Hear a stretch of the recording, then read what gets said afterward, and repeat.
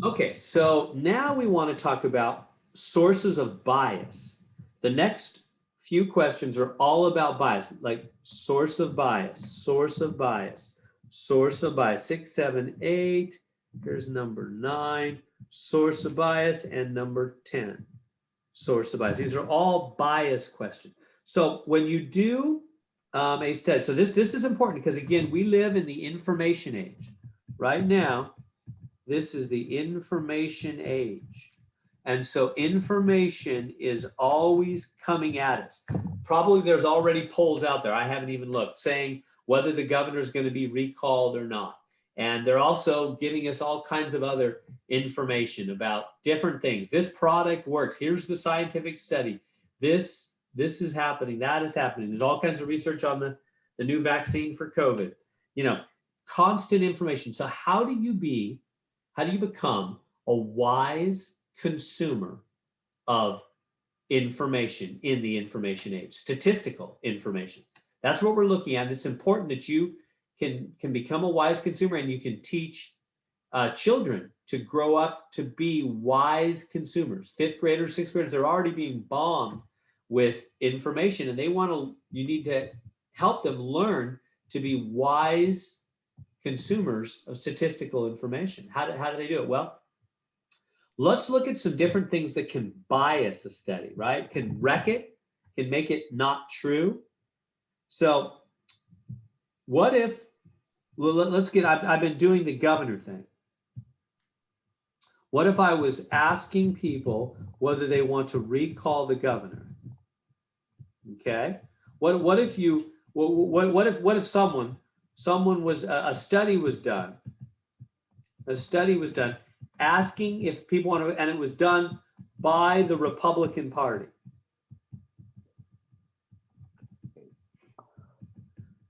If it was done by the Republican Party and they said, yeah, 80% want to recall our Democratic governor,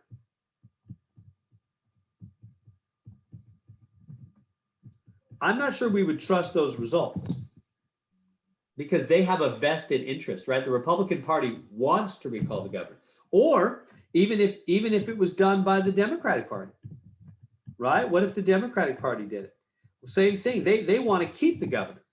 I wouldn't trust their results. You have to have it done by independent. It must be independent. You can't have either party do the study. If either the Democrat or Republican Party did the study, I wouldn't trust it.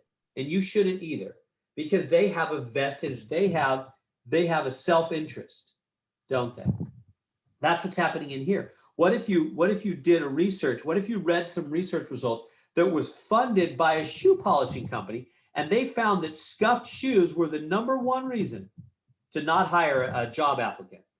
Would you believe those results? I hope not. I hope you would recognize right away that that's a self-interest. That's going to bias the results. They're not going to get to the real truth there, right? Those are biased results. Self-interest. Number 7. What if this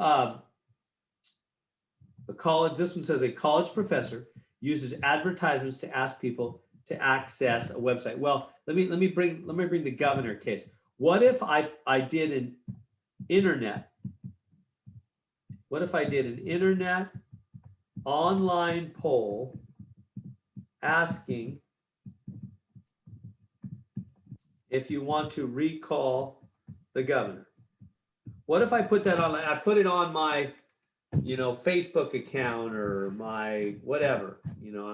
What if I put it online, some kind of online, and I just said, hey, go ahead and comment yes or no. Do you want to recall the governor? And I tried to figure out ahead of time, a few months ahead, whether the governor is going to be recalled or not. Well, that would not be the truth. That would be what's called a voluntary response bias. This one's a little more tricky. This is going to be biased. Why? Because only extreme people. It's biased because only extreme people with very strong views, people that love the governor or hate the governor, really strong views, will volunteer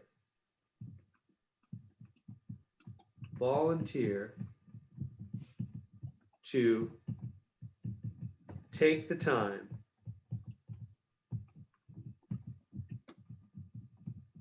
to answer an online poll. And so you're going to just get the extreme view. You're not going to get the average person's opinion. This one's more tricky. Let me talk about it for just a minute. Does that make sense? You see this all the time. This is actually one of the most common statistical mistakes that we see in society today. It's done all the time. They'll have a talk show or something and they'll go, we did an online survey and 80% of our, 80% of the people said they want to recall the governor. Well, that's probably not the truth of how the whole state feels. Why? Because it's voluntary. In other words, if you really want to get to the truth, you have to interview people on the street, because that way you'll get everybody's opinion. In other words, if I was online doing some math work or doing anything online, looking at sports or whatever, and I saw a survey that said, give your opinion, do you want to recall the governor or not? I don't care that much. I'm not going to take the time, personally, I'm not going to take the time to answer it. I really don't have super strong feelings one way or the other. It's not the most important thing in my life. I'm not sitting all day and night.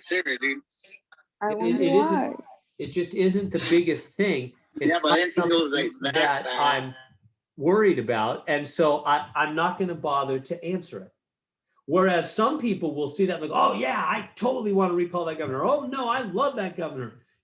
And so what you're going to get when you have a voluntary response system, like an online poll, is you're just going to get the people that have super strong views, the extreme people. You're not going to get the average person's opinion. And when the actual vote happens in California in a few months, then everybody will chime in, and so you'll get the real truth at that time. You're not going to get the truth ahead of time if you do a voluntary response. You're going to get biased results. You're only going to get the extreme view. You see this all the time with talk shows and things like that. They'll go, come call in or go online and give us your opinion. They'll go 80, that's baloney. Those results are baloney. It's not the truth. You're only getting the extreme people's opinion. If you want the real deal, you have to interview people face to face. If I was on the street walking along and somebody came up to me and said, excuse me, sir, do you have just a minute? I'd be like, okay, maybe. I'd probably be a little hesitant, but I'd be like, all right, sure. Because I just have two questions. Okay, how do you feel about the upcoming governor recall? What's your opinion? Yeah, I would probably tell the pollster my opinion at that point. I mean, if they're, I'm not going to go, I don't have time for this walk. I probably, if they grabbed me face to face on the street and just said they just needed 10 seconds of my time, I would probably give them my opinion. But if I had to go online and click something, no, I'm not going to answer. I don't care that much. So you see the difference? If you interview people face to face on the street, you'll get the real answer. You'll find everybody's opinion. Whereas if you do an online poll, you're only going to get the extreme people's opinion, which is not representative of the whole population. It's called voluntary response bias. You're biasing the data. You're getting baloney information. But it's done all the time, and they think it's scientific. They pretend it's scientific. They're wrong. It's not. It's not the truth. Don't believe it. Be a wise consumer of that information. Teach younger folks to be a wise consumer of information. Teach them to laugh at those kind of studies when a talk show says they did a survey. It's online. It's baloney. It's got to be done in person or you're not getting the truth. So that's what they're saying. College professor used advertisements, website to fill out the survey for his research project. That's baloney, biased results. Number 8, a movie distributor conducts telephone interviews. Well, this is similar. If you do telephone interviews, some people don't answer their phone. I being one of them, right? Somebody called me to ask me my opinion on something. I don't answer my phone for random numbers I don't know, right? Probably most people don't. You're going to get non-response bias. So the problem, you might well, does that bias? It does. You're not going to get the average person. You're only going to get people who are willing to answer their phone when they don't know what the number is. That's a different kind of person, I think. You're not going to get the average person's opinion. That's a bad study. If you want to get to the truth, that's not going to get you the truth. That's going to get you the opinions of just a different kind of group of people. It's going to bias your results. You've got to interview face to face. If you want to poll to really get to the truth, you can't do things like online or calling people. You've got to meet them face to face. That way, they'll take the time to really give you their opinion. You'll get everybody's opinion rather than just people who answer random phone calls or people who go online. You're getting a weird group in those cases. You're biasing your results. It's not scientific. All right. Number 9, one more. A group of first-time offenders are asked, well, here, let me give you this one. Actually, 2 more, huh? What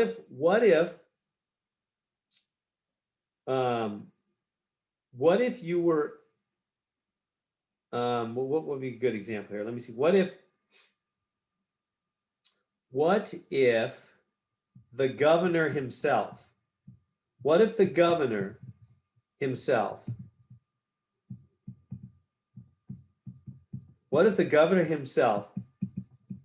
asked 50 people about the recall? What would you think about that? What if it said, yeah, the governor himself went around and he asked 50 people whether they're going to recall him, and these were the results. Well, that's going to be a perceived lack of anonymity. In other words, the people aren't going to give the real answer, probably. Maybe some will, but a lot won't because they know him or he knows them or he's looking at them. They're not anonymous, right? Part of the truth, part of getting to the truth means you have to be anonymous. So this would be like, what if they asked you to, what if you had to give a rating of a teacher? You guys are rating all your classes maybe this semester, rating your professors. What if you rated your professors and gave your name? And it's during the middle of the semester. What would you think of that? What if they had a new rating system at Fresno State and they said, here's how it's going to work. In the middle of the semester, you're going to give your rating of the professor and the class, and you're going to give your name. And it's right in the middle of the semester, and the professor is going to see these results. And he'll see your name and whether you like his or her teaching in his or her class. Well, that would not be a good way to do it because you might be nervous. You might think, yeah, I mean, this professor is terrible. But I can't say that because he or she's gonna know it was me. I got to put my name down, and it's still the middle of the semester. He might give me a bad grade, right? So that would be a way that you're going to get a source of bias because there's a perceived lack of anonymity. So that's the other thing. Watch out for studies where there's not anonymity. And then number 10, should the death penalty be permitted if nice, let me just add another word, if nice, innocent people might die? Do you see that's a loaded question. That's a loaded or a leading question. If you want to, you got to watch out. That'd be like if they said, hey, do you want to recall that mean, bad governor, or do you want to recall that wonderful governor who's been so helpful? Either way, that's a loaded question. You can't load questions like that. You've got to just ask it straight. Do you want to recall the governor? Are you for or against the death penalty? You right? That way you're going to do it straight. If you put in extra words, then you're going to bias the results. You're not going to get the truth about how people really feel about the issue. You're kind of leading them to a false answer. So those are all things to watch out for that bias studies.